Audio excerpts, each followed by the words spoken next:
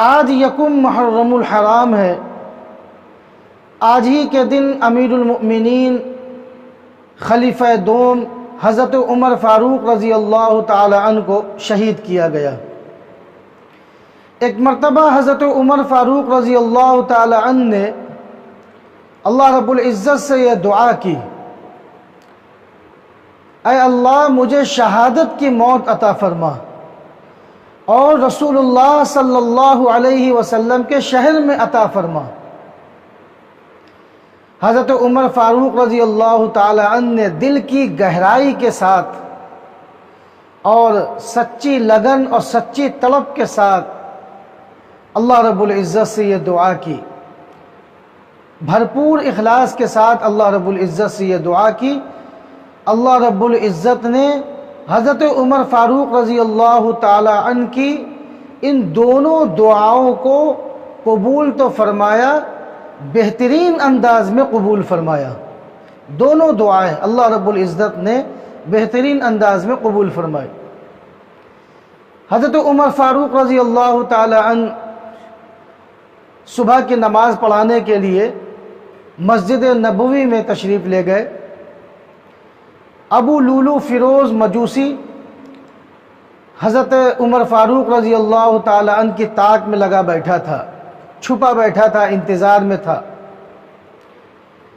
یہ ابو لولو فیروز وہی ہے کہ حضرت عمر فاروق رضی اللہ تعالی عنہ سے ایک مرتبہ ملاقات ہوئی تو آپ رضی اللہ تعالی عنہ نے اس سے پوچھا کہ تم کیا کرتے ہو، تمہارا کیا مشغلہ ہے؟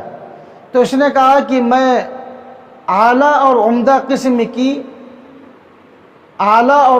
قسم کا خنجر بناتا ہوں۔ تو حضرت عمر فاروق رضی اللہ تعالی عنہ نے اس سے کہا کہ بھائی مجھے بھی خنجر دکھاؤ کہ کس قسم کے تم خنجر بناتے ہو۔ تو اس نے اس طرح اپنے چہرے اور داڑھی پر ہاتھ پھیر کر یوں کہا کہ آپ کو تو میں وہ خنجر دوں گا کہ دنیا یاد رکھے گی، اور یہ جملہ کہہ کر وہ چلا گیا۔ حضرت عمر فاروق رضی اللہ تعالی عنہ نے حضرات صحابہ سے کہا کہ یہ شخص جو جا رہا ہے اس نے مجھے قتل کی دھمکی دی ہے۔ حضرات صحابہ نے پکڑنا چاہا لیکن حضرت عمر رضی اللہ تعالی عنہ نے منع کر دیا کہ ابھی کیوں پکڑتے ہو، اس کا کیا جرم ہے؟ لیکن میری فراست کہتی ہے کہ اس نے مجھے قتل کی دھمکی دی ہے اور ایک دن یہ میرے اوپر قاتلانہ حملہ کرے گا۔ چنانچہ جو بات آپ نے کہی تھی وہ صحیح ثابت ہوئی۔ یہ ابو لولو فیروز چھپا بیٹھا تھا، جیسے ہی آپ نماز پڑھانے کے لیے آئے اور آپ نے نماز شروع کی تو اس نے زہر بجے خنجر سے آپ پر حملہ کر دیا۔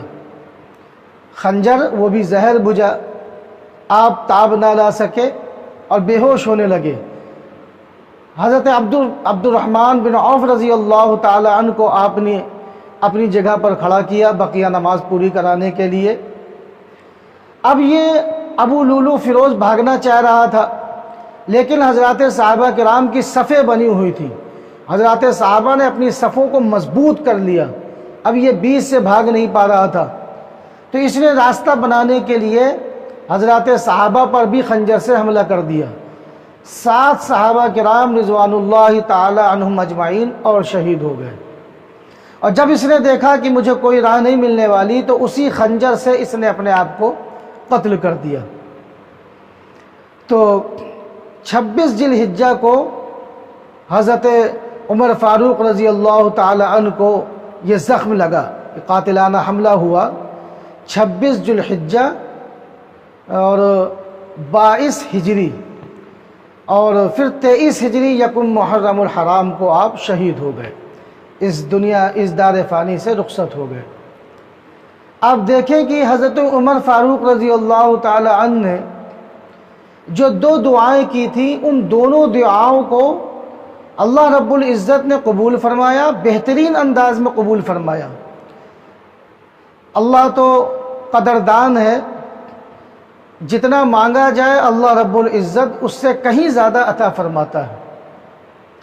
حضرت عمر فاروق رضی اللہ تعالی عنہ نے یہ دعا کی کہ یا اللہ مجھے شہادت کی موت عطا فرما، اللہ رب العزت نے شہادت کی موت بھی عطا فرمائی، اور کس حال میں کہ آپ مسجد نبوی میں نماز پڑھا رہے ہیں، نماز کی حالت میں آپ قرآن کی تلاوت کر رہے ہیں، اس حال میں آپ رضی اللہ تعالیٰ عنہ شہید ہوئے۔